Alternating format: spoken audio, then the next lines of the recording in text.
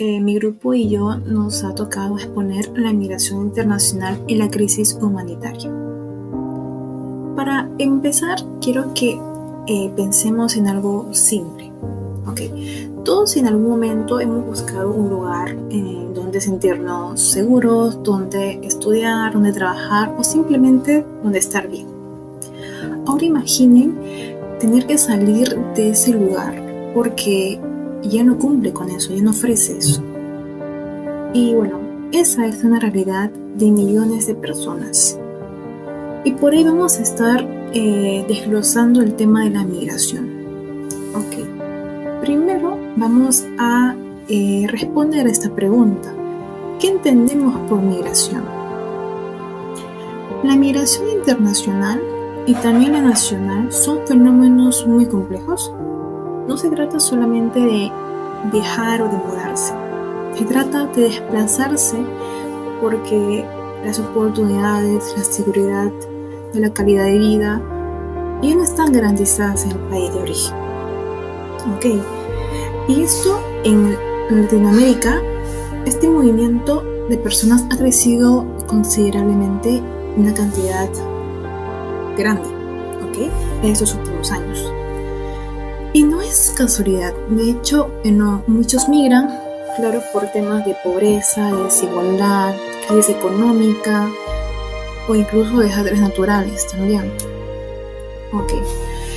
Esto no vendría a ser una decisión muy fácil, ¿sabes? Como es una necesidad en la cual la persona se siente obligada a tener que emigrar por esos factores.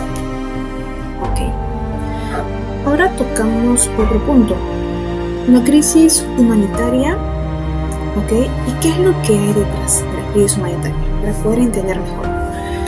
Cuando hablamos de crisis humanitaria, hablamos de un punto donde las personas no logran cubrir sus necesidades básicas, como son el alimento, la salud, la protección y la vivienda. Y cuando miles de personas están en esta situación al mismo tiempo, se genera una presión muy fuerte en los países de origen y también en los países que reciben a los migrantes. Las zonas que pierden la población activa se quedan con menos trabajadores, con menos profesionales, con menos jóvenes y las zonas receptoras. Muchas veces se saturan, también las zonas receptoras se saturan, como las escuelas, los hospitales, los transportes y todo queda realmente muy escaso. Ahora para atender otro punto, nos vamos a responder a la pregunta de ¿cuál es el papel de la globalización aquí? Bueno, la globalización ha hecho que estos movimientos sean mucho más fáciles, mucho más rápidos, en el cual podemos comunicarnos, viajar, acceder a información en segundos. Pero también ha marcado diferencias muy grandes entre los países. Mientras otros avanzan, hay otro grupo que se estanca. Esa desigualdad empuja a la gente a buscar más oportunidades afuera.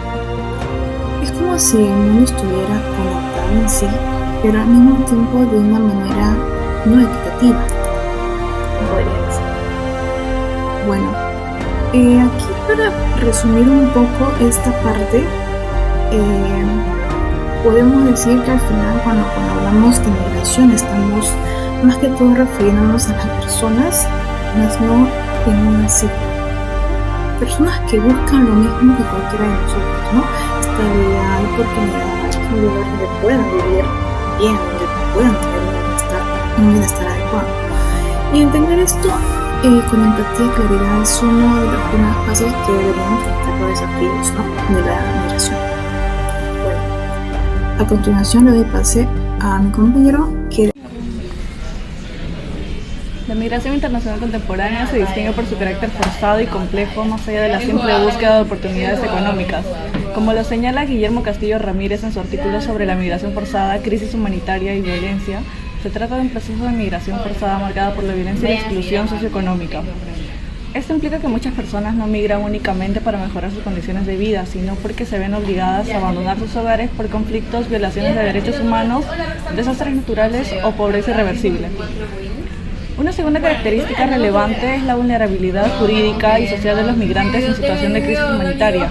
Según David Chacón Hernández, la crisis humanitaria de la migración no debe ser vista solamente por el trato material que reciben los migrantes, pero también por la condición jurídica en la que se encuentran.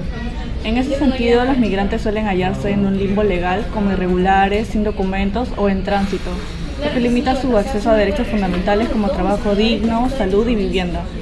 Además, los expone a explotación, detención arbitraria o exclusión.